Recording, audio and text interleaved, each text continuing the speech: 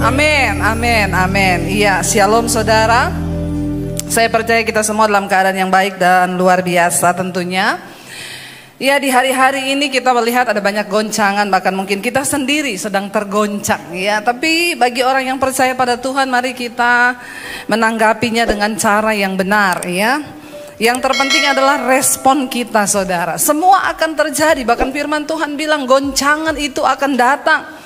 Ya, Tuhan akan mengizinkan akan ada goncangan. Tuhan bilang satu kali lagi aku akan menggoncangkan bukan hanya ya bumi saja tetapi langit juga. Supaya apa? Supaya tertinggal satu umat yang tidak tergoncangkan ya. Saudara, bagaimana supaya kita ini bisa terus ya berkenan kepada Tuhan? Tentunya saudara ya, kita harus melewati yang namanya ujian iman. Hari ini ya, saya memberi tema firman Tuhan yaitu bahaya kekhawatiran. Ya, adalah sesuatu yang wajar ketika manusia itu menghadapi sebuah keadaan yang sangat tidak nyaman lalu kita menjadi takut. Ya, namanya juga kita masih manusia saudara ya. Adalah sesuatu yang normal ketika seseorang itu menjadi khawatir.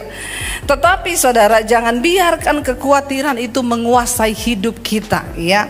Karena itu hari ini saya beri tema firman Tuhan adalah jangan khawatir saudara ya, jangan khawatir. Ya, kayaknya kita ngomong jangan khawatir tuh enak. Ada yang bilang, "Bu, gampang aja Ibu ngomong jangan khawatir. Saya ini besok tanggal jatuh tempo loh." Ingat, hanya dua hal yang membuat jantung berpacu dengan cepat, jatuh cinta dan jatuh tempo. Ya, jadi yang udah mau jatuh tempo ya banyak-banyaklah berdoa saudara ya. Tapi apapun itu kita percaya bahwa Tuhan adalah Tuhan yang menyertai. Iya, hari ini kita akan sama-sama belajar tentang bahaya kekhawatiran. Yesus berkata, jangan khawatir, jangan khawatir, jangan khawatir, dan jangan khawatir. Apa itu kekhawatiran saudara? Kekhawatiran itu adalah sebuah ketakutan yang melanda orang padahal ya sesuatu itu belum terjadi.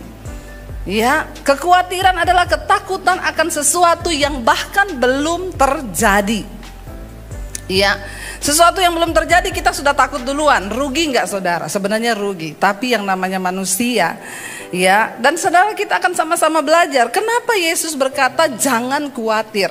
Ini adalah sebuah warning saudara. Yang namanya sesuatu itu kalau di warning berarti mendatangkan bahaya kalau kita langgar.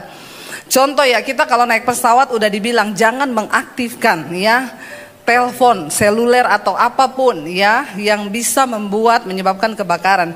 Jangan saudara coba. Kenapa? Karena nyawa taruhannya.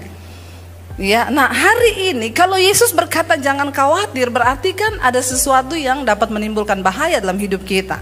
Kita akan sama-sama belajar. Ini alasan saudara, kenapa kita nggak boleh khawatir. Ya, bahayanya itu apa ya? Yang pertama saudara, Amsal 12 ayat 25 firman Tuhan berkata begini. Kekhawatiran dalam hati membungkukkan orang ya, tetapi perkataan yang baik menggembirakan dia. Kekhawatiran di dalam hati itu membungkukkan orang. Jadi lihat aja saudara, orang itu kalau jalannya mulai gini tuh berarti banyak kekhawatiran. Ya, lihat kanan kirimu. Ya, mungkin yang sebelah kananmu suamimu atau istrimu. Ya, ngomong sama dia, jangan banyak khawatir, udah mulai bungkuk loh kamu. Ya, kita mulai katakan saudara ya, jangan khawatir, nanti kita bungkuk ya saudara. Artinya apa? Ya, kita memikul beban yang itu belum tentu terjadi.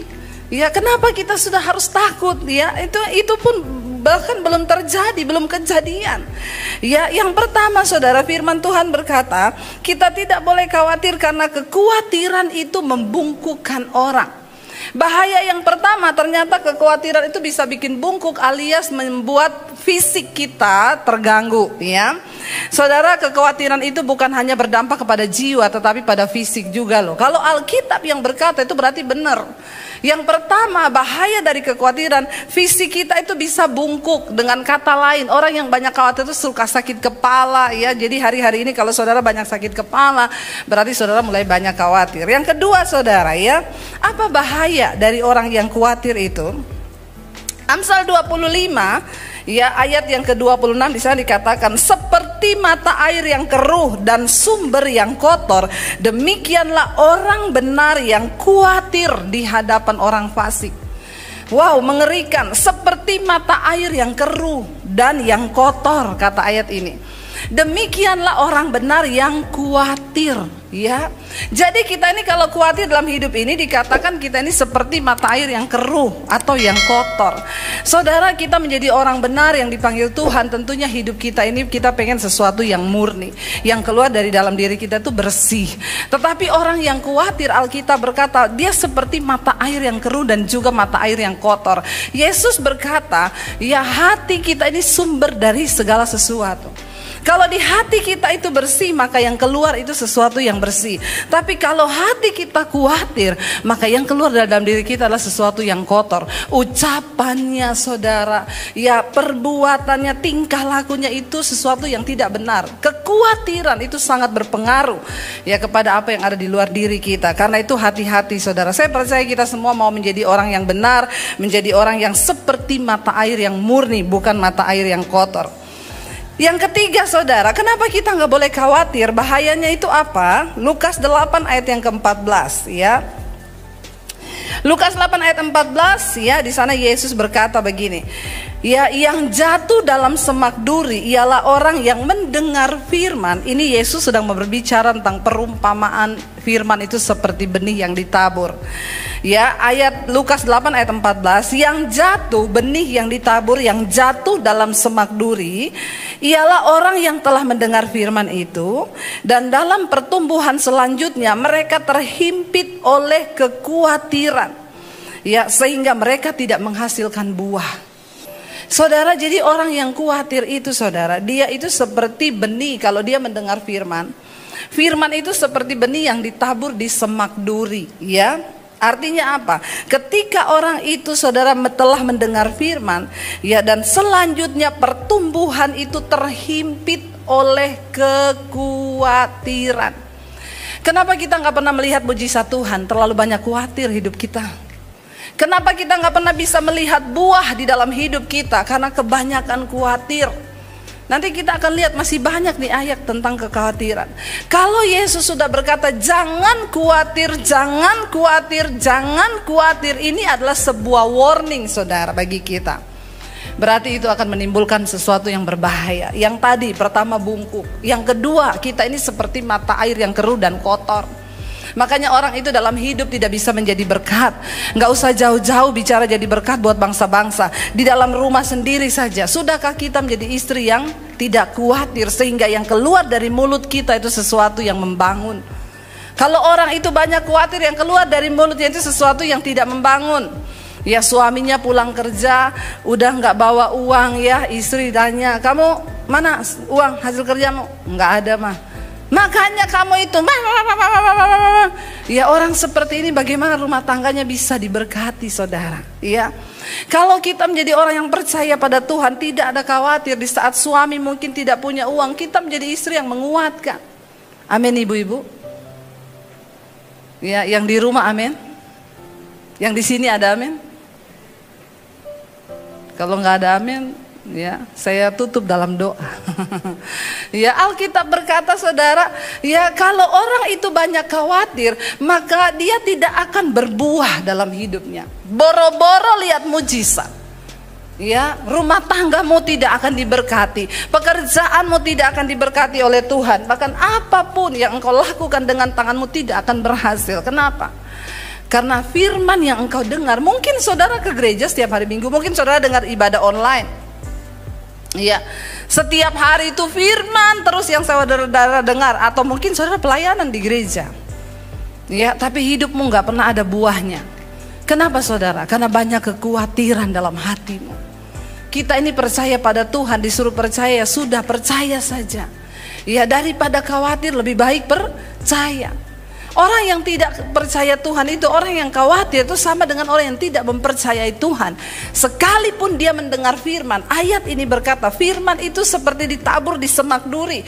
Ketika firman itu mau tumbuh, ya nggak bisa mati. Kenapa? Kehimpit sama semak duri. Apa yang menjadi semak duri dalam hidup manusia yang membuat firman tidak bisa bertumbuh bahkan menghasilkan buah?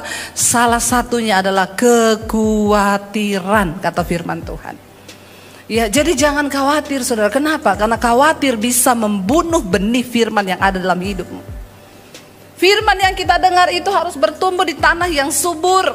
Ya, ketika firman itu mau tumbuh, ini firman bicara tentang iman. Waktu kita mendengar firman, Alkitab berkata iman timbul dari pendengaran, yaitu pendengaran akan firman. Untuk kita bisa percaya kepada firman Tuhan itu butuh latihan, saudara. Ya, sampai hari ini saya tetap mempercayai Tuhan. Apakah pertama saya percaya, saya terima Yesus, saya langsung percaya seperti sekarang ini? Enggak. Ada latihan iman. Ya, bagaimana kita melatih kadar iman orang itu berbeda-beda, tergantung dari rasa percayanya pada Tuhan. Kenapa kita nggak boleh khawatir? Karena Alkitab berkata iman itu tumbuh dari pendengaran, pendengaran akan firman. Nah, kalau kita mendengar firman tapi hati kita khawatir, itu menjadi semak duri yang menghambat pertumbuhan firman yang engkau dengar. Karena itu dengar baik-baik Bapak Ibu yang terkasih, kekhawatiran itu sangat berbahaya. Yesus mengingatkan, jangan khawatir. Engkau dengar firman sebanyak apapun, engkau hafal firman sebanyak apapun, kalau engkau punya kekhawatiran, firman itu hanya baru mau bertumbuh di hati, langsung dihalangi oleh semak tadi, yaitu kekhawatiran kita. Bagaimana kita bisa melihat iman kita kuat kalau kita itu khawatir? Apalagi melihat buah dalam hidupmu, apalagi melihat buah dalam pelayananmu. Padahal Alkitab berkata kalau Yesus datang kedua kali, dia tidak mencari pelayanan yang hebat, dia nggak cari orang yang punya karunia hebat, dia nggak cari orang yang punya gereja besar. Waktu Yesus datang kedua kali, yang dia cari apa? Buah dari hidup kita. Tapi bagaimana mungkin kita berbuah kalau kita punya kekhawatiran? Ya, ayat ini jelas berkata, orang yang mendengarkan firman tetapi dia khawatir, itu seumpama dia menabur benih di satu tanah yang penuh dengan semak duri. Mungkin benih itu baru mau tumbuh, saudara, tetapi karena kekhawatiran itu menghimpit benih itu, nggak jadi tumbuh. Jangankan berbuah, tumbuh aja nggak. Ya, kita kalau punya tanaman, kenapa tanaman itu kita bersihkan, saudara? Saya dulu nanam cabai, saudara, di rumah saya, ya, karena ada sisa cabai, saya taruh di pot, saudara. Lalu mulai tumbuh tuh. Waktu cabainya tumbuh, ya tumbuh juga itu rumput-rumput ilalang, duri-duri. Ingat ya, waktu kita menabur rumput, cabai nggak tumbuh. Tapi ketika kita tabur cabai, rumput ikut tumbuh. Dari mana? Ya nggak usah tanya. Namanya juga rumput, ya. Lalu ketika benih cabai itu mulai tumbuh, ini kan rumputnya banyak, saudara. Nah, ini kalau saya biarkan, kenapa, saudara? Yang pertama, ya, rumput itu akan menghalangi tumbuhnya cabai itu ke atas karena rumput ini semakin besar. Dia tutupin. Yang kedua, makanan untuk cabai itu, suplai makanannya akan terhalang. Kenapa? Diambil semua sama rumput ini. Makanya cabainya nggak bisa bertumbuh. Kekhawatiran di dalam hidup kita itu mengambil semua energi positif dari firman Tuhan atas hidup kita, sehingga engkau akan satu saat, ya, bukan cuma tidak berbuah, bisa mati imanmu, saudara. Makanya kenapa pada akhirnya banyak orang murtad. Ya, dulu saya pernah punya pengalaman, saudara, ada seorang hamba Tuhan loh. Dia hamba Tuhan, seorang pendeta. Ya, dia pelayanan. Ya, ketika hidupnya itu, saudara, mulai goyah, ya, karena dia juga punya usaha. Tiba-tiba goyah usahanya. Lalu ketika usahanya goyah, rumah tangganya juga goyah. Terakhir, saudara, saya ketemu teman, saya tanya, si Pak Pendeta itu mana sekarang? Oh, belum tahu ya, Kak. Belum. Kenapa? Sekarang sudah jadi Muhammad. Ya, pendeta ganti nama jadi Muhammad. Saudara sendiri tahu maksud saya. Saya baru mau cari tahu keberadaannya di Facebook. Saya baru mau cari tahu di mana dia, karena dulu saya pernah kenal dekat dengan dia. Besoknya saya dapat kabar di WA, innalillahi wa inna ilaihi rajiun, telah berpulang ke rahmatullah Muhammad ... tadinya pendeta.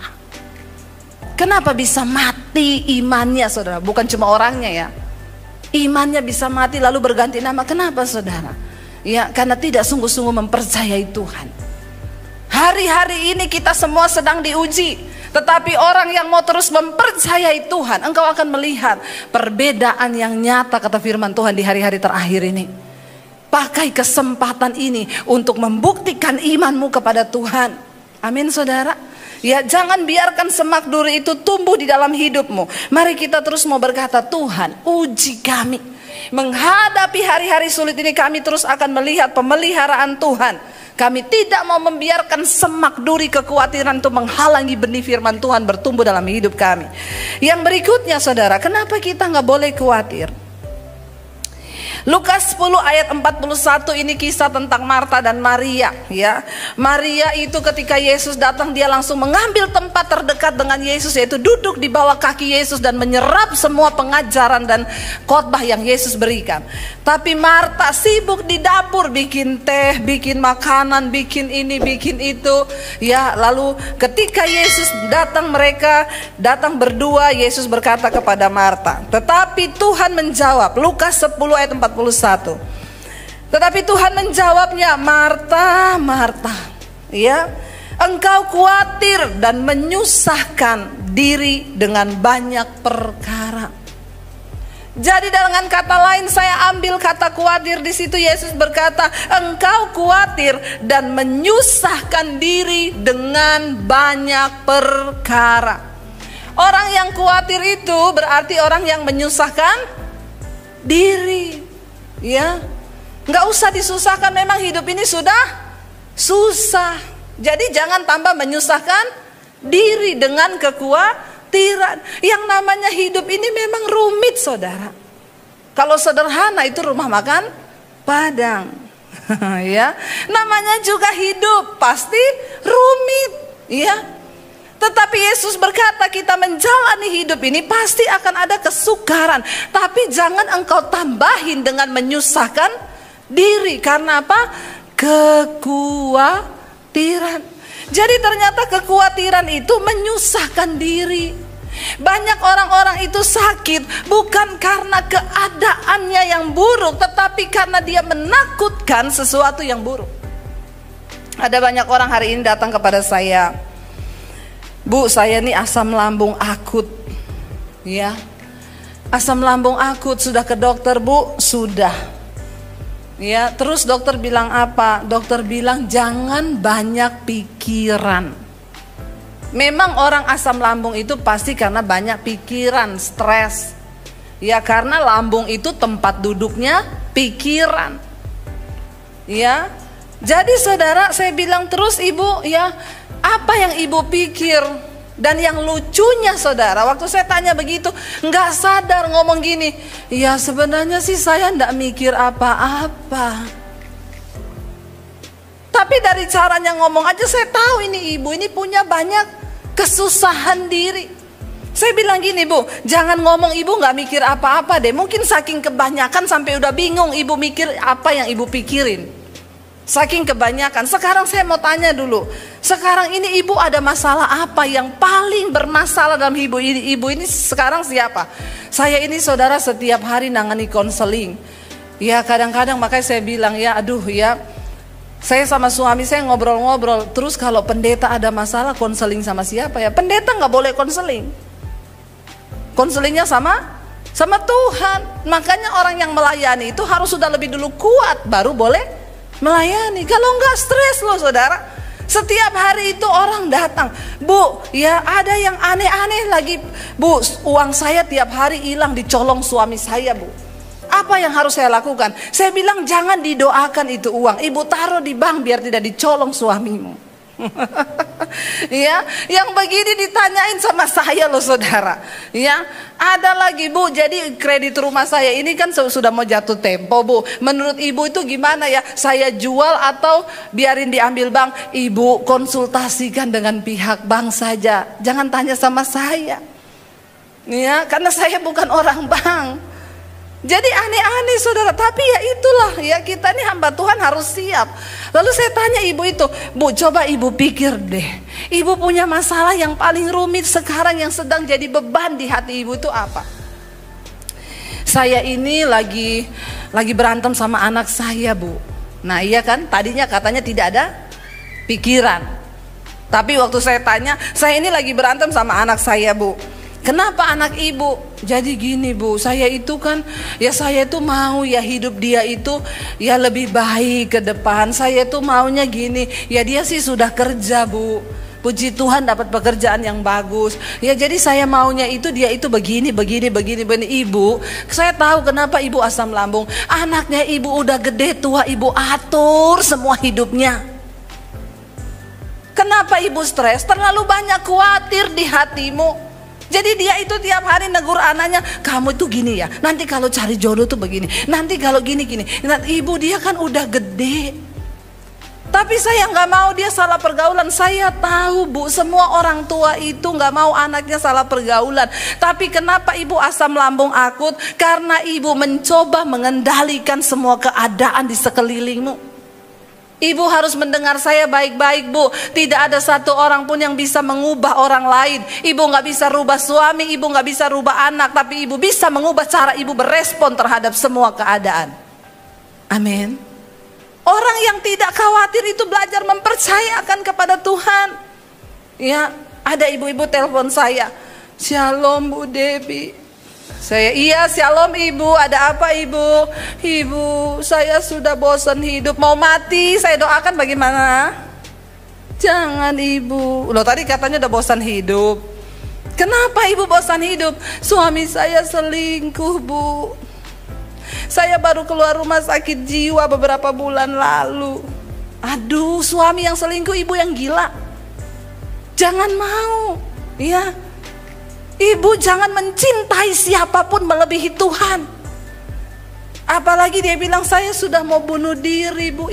Cuma gara-gara suami selingkuh ibu bunuh diri. Bodoh itu namanya. Ya, ibu harus menaruh harapanmu pada Tuhan. Suami selingkuh bukan berarti kiamat dunia. Ibu masih punya anak, ibu masih punya masa depan. Berbahagialah dengan dirimu sendiri bersama dengan Tuhan. Jadi orang-orang yang khawatir itu saudara, ya sesuatu yang belum terjadi dia sudah khawatirkan, apalagi kalau terjadi. Ibu-ibu kurang berserah pada Tuhan. Ya tapi suami saya nggak berubah-berubah, sekarang dia sudah sama perempuan lain. Biarin aja, sekarang ibu fokus sama Tuhan. Saya tahu tidak ada seorang pun yang mau suaminya berselingkuh saudara. Siapa sih yang mau anaknya menikah dengan orang lain dan pindah ke agama seberang? Gak ada yang mau. Tapi kalau semua itu terjadi, kita harus belajar mempercayakannya kepada Tuhan. Amin. Jangan stres. Ayat ini berkata, Yesus bilang, Marta, Marta, kamu itu terlalu khawatir dan menyusahkan diri. Jangan menyusahkan diri. Orang yang khawatir itu menyusahkan diri, bisa gila, bahkan bisa stres loh. Ya, kita harus berbahagia dengan diri kita bersama dengan Tuhan. Nggak usah terlalu mikirin anak, mikirin mantu, mikirin cucu, mikirin. Ya ada oma-oma juga yang stres bu. Saya tuh stres bu. Ya cucu saya itu tadi saya yang besarin, saya yang gedein, sekarang diambil sama mamanya. Terus masalahnya apa bu? Ya itu kan mamanya dia. Tapi kan saya maunya cucu itu tinggal sama saya. Ya kan mamanya yang lebih berhak. Saya hari-hari ini stres bu, kena asam lambung. Iya, karena ibu menyusahkan diri. Dia takut kalau cucunya dibesarkan anaknya itu nanti akan salah. Dia berpikir dialah yang paling benar. Saudara, belajar mempersembahkan hidup, menyerahkan hidup itu kepada Tuhan. Kenapa? Karena orang yang khawatir itu hanya menyusahkan diri. Ada banyak hal orang mengalami masalah dalam hidupnya. Kenapa? Menyusahkan diri. Rumah tangga anak diatur, hidupnya menantu diatur, hidup cucu diatur, anaknya ngurus cucunya dia yang atur. Rempong gak hidup kita? Ada banyak hal yang bisa kita lakukan untuk tidak usah menyusahkan diri, apalagi dengan kekhawatiran. Akhirnya karena kita berusaha mengendalikan anak mantu, kita menjadi khawatir, lalu kita stres, kita takut. Ingat, kenapa kita gak boleh khawatir? Karena kekhawatiran itu menyusahkan diri. Berbahagialah bersama dengan Tuhan. Kenapa kita nggak boleh khawatir? Yang berikutnya, Matius pasal yang ke-6 ayat 27, Yesus berkata begini, siapakah di antara kamu yang karena kekhawatirannya dapat menambahkan sehasta saja pada jalan hidupnya? Siapakah di antara kita yang karena khawatir terus kita melihat mujizat gitu? Justru kekhawatiran itu adalah penghambat mujizat dalam hidup kita. Jangan takutkan sesuatu yang belum terjadi. Ya, jangan saudara, percayakan pada Tuhan hari ini. Jangan takutkan apapun yang belum terjadi. Ketika engkau khawatir, itu artinya engkau tidak mempercayai Tuhan. Ya, lawannya khawatir itu adalah percaya. Ya, jangan saudara, karena Yesus berkata, dengan kekhawatiranmu, apakah engkau bisa menambahkan sehasta saja pada jalan hidupmu? Enggak kan? Ya, kita khawatir juga enggak nambah apa-apa. Daripada khawatir, lebih baik bersuka cita. Kita khawatir juga kita nggak melihat mujizat. Kita khawatir juga kita tidak melihat sesuatu yang positif yang bisa terjadi. Jadi daripada khawatir membawa kita di dalam persoalan, menyusahkan diri, bahkan sakit penyakit. Jangankan khawatir saudara ya. Mungkin hari ini kalau ada ibu-ibu yang suamimu berselingkuh, atau engkau punya masalah dengan anak, engkau pun harus belajar mempercayai Tuhan. Ya, sekalipun sudah ada masalah aja kita harus belajar mempercayai Tuhan, apalagi sesuatu yang belum terjadi. Ya, jangan saudara, kita mau terus percaya, bersandar pada Tuhan, berharap. Ya, lalu kita lihat yang berikutnya saudara. Ya, jadi ingatlah saudara ya, bahwa karena kekhawatiranmu, engkau nggak bisa tambah apapun. Ya, engkau nggak bisa bayar cicilan dengan kekhawatiran.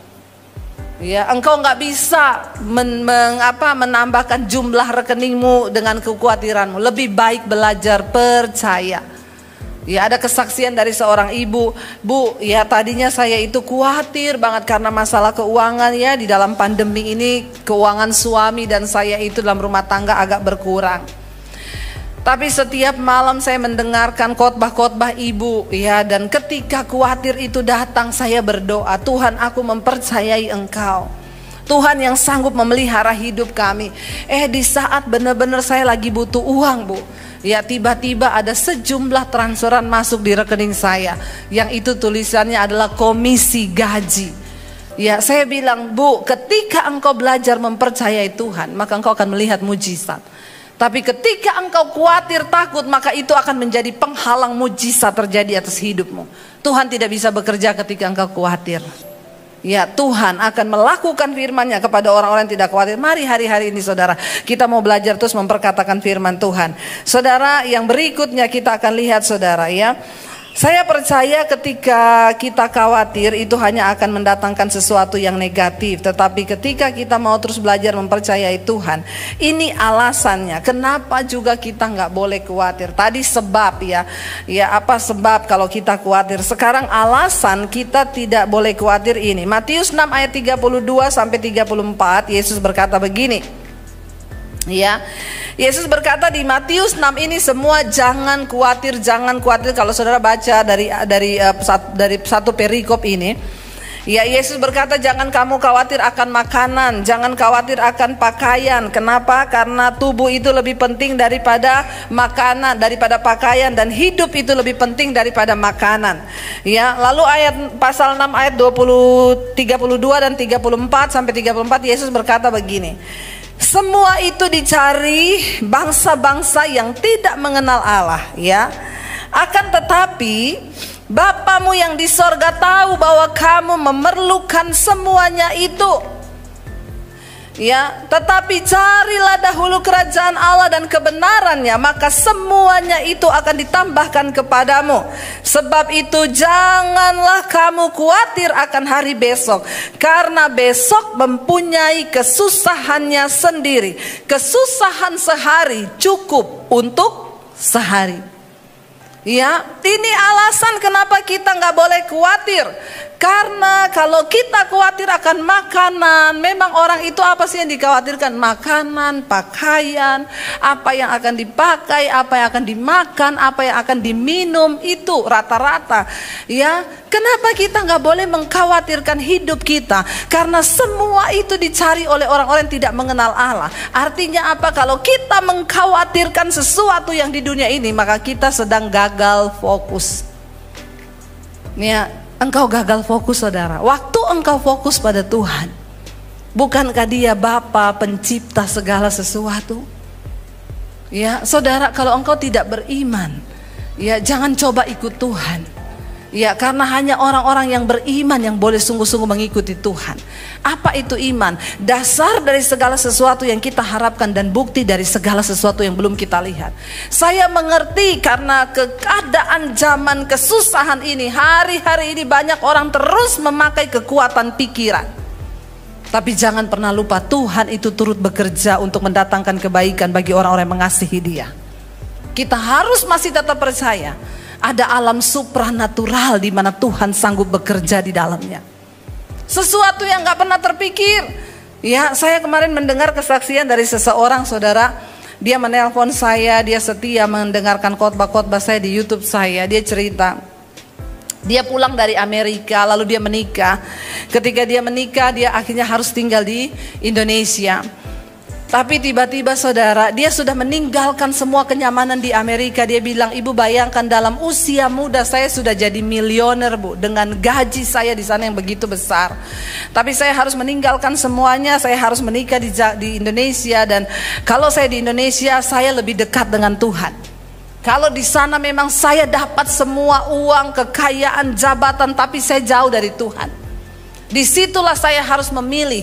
Saya harus ikut Tuhan, sungguh-sungguh dengan Tuhan, tapi pulang meninggalkan semua kenyamanan itu.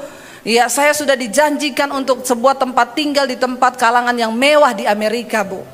Tapi saya harus memilih. Kenapa? Karena kalau saya di sana terus, pergaulan membuat saya jauh dari Tuhan. Akhirnya dia balik ke Indonesia. Dia memutuskan untuk memilih hubungan dekat dengan Tuhan. Dia tinggalkan segala kenyamanan sampai di Indonesia. Dia memulai merintis pekerjaan, ya. Tapi memang susah, bu, karena saya harus memulai dari nol. Tapi saudara percayalah, ketika engkau mengutamakan dan mempercayakan hidupmu pada Tuhan, apa yang mustahil itu Tuhan sanggup kerjakan. Tiba-tiba ada orang dari Amerika itu masuk ke emailnya dia, itu email salah alamat. Jadi namanya dia Peter, ada orang juga nama Peter. Nah, orang itu email ke dia, Peter, kamu tuh salah kirim barang, orang dari Amerika.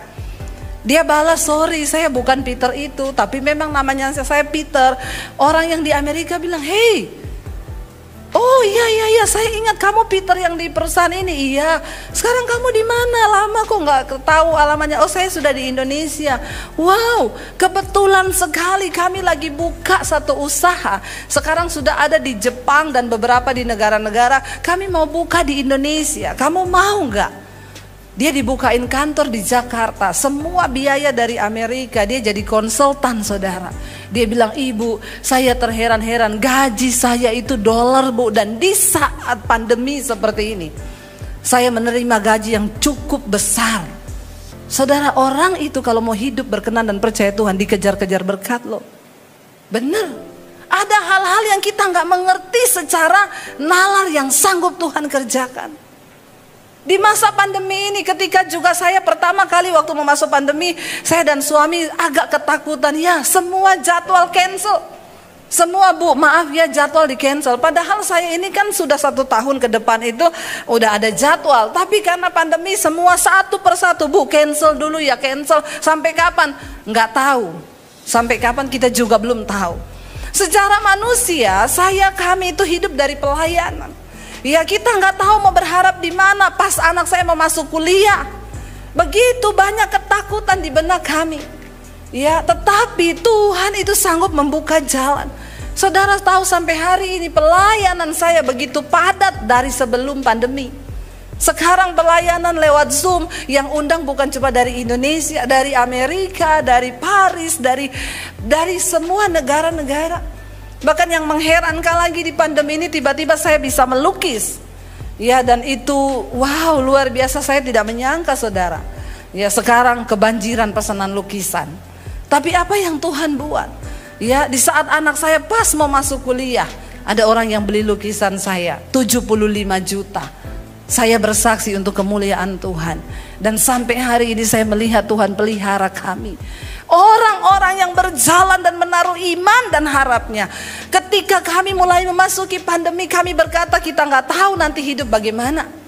Ke depan bagaimana, semua jadwal cancel. Tapi kami berdua, saya dan suami, memutuskan untuk menaruh iman dan harap kami pada Tuhan. Apa yang kami lakukan, saudara? Saya dan suami berkata, kita pernah melewati yang lebih buruk dari ini. Makanya bersyukur kalau saudara sudah pernah melewati yang buruk. Ya, nggak ada yang lebih buruk mungkin. Saya berkata, saya pernah melewati semua yang buruk. Saya pernah hidup tanpa uang 1 sen pun, tanpa satu orang pun menjadi sandaran di hidup saya. Saya sudah pernah melewati itu.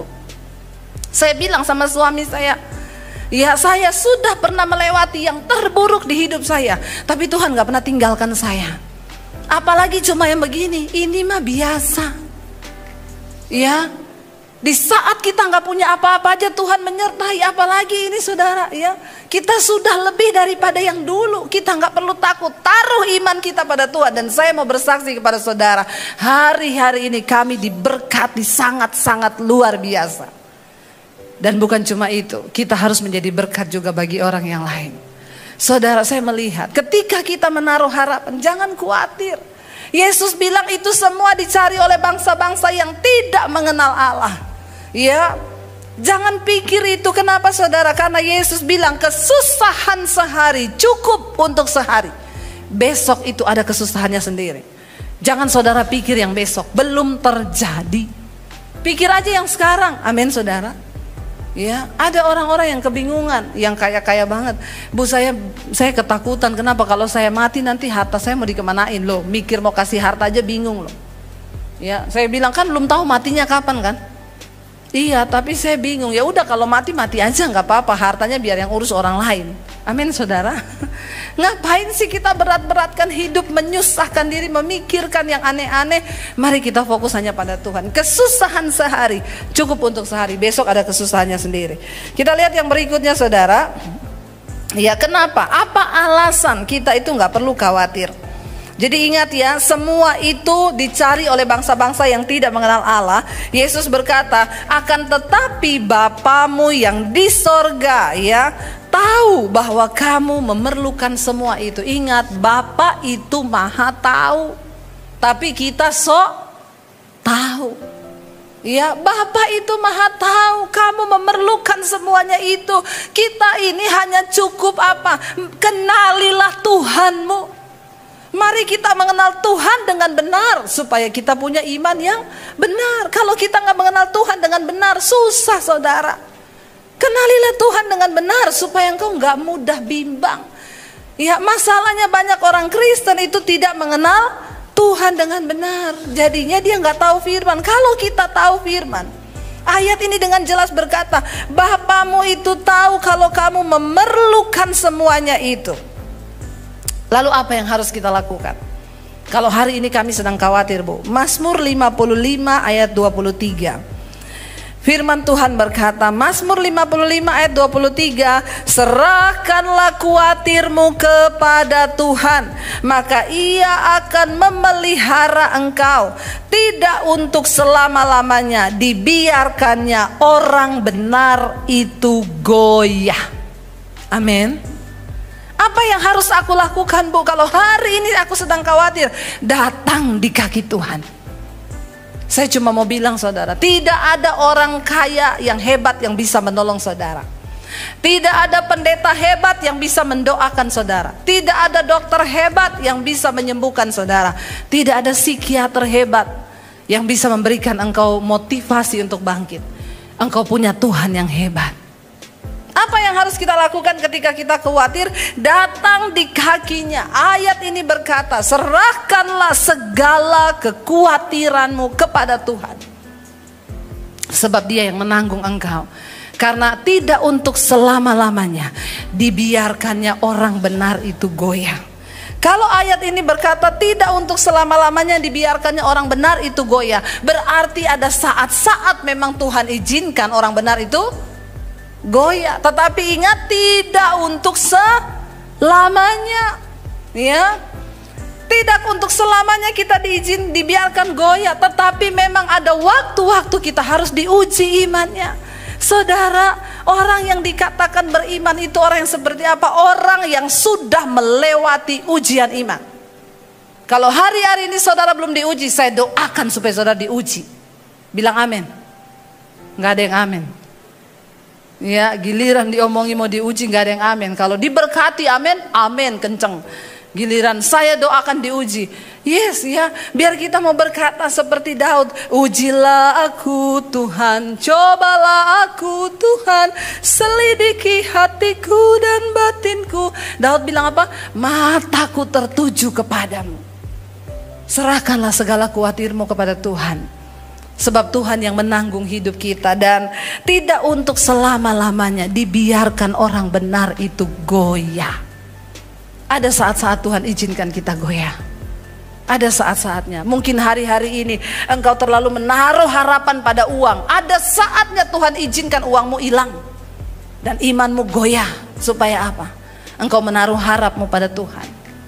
Ada orang-orang yang terlalu menaruh harapannya pada pekerjaan berlebihan. Ada saatnya Tuhan izinkan pekerjaanmu hilang. Dan disitulah engkau mulai goyah. Tapi Tuhan mau lihat bagaimana engkau meneguhkan imanmu.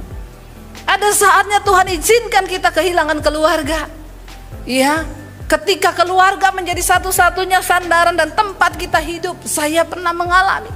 Tapi ketika engkau goyah, Tuhan mau lihat. Ya, kepada siapa engkau menaruh harap.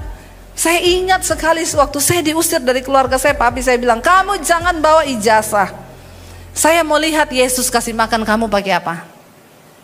Bayangkan saudara, saya keluar tanpa bawa apa-apa, tidak boleh bawa ijazah. Dan papi saya bilang, saya mau lihat Yesus kasih makan kamu pakai apa.